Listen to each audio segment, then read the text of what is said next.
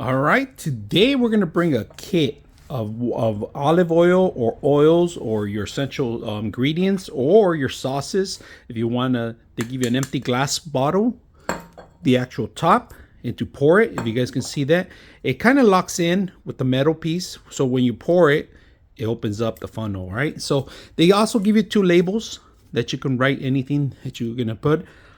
They give you this thing to actually fill it up. All right, if you guys can see that in the funnel. All right, so today we're gonna fill this up with olive oil. We got our best olive oil here that we purchased from market. We use it a lot. Instead of regular oil, we use olive oil on this one. So, and then you can mark it up with different brands, different things, or make your own sauces if you want. So let's put it together and see how it works. All right, we're gonna fill this bottle up. We rinsed it out already. All you gotta do is open your oil and fill this up. So just make sure you grab it properly.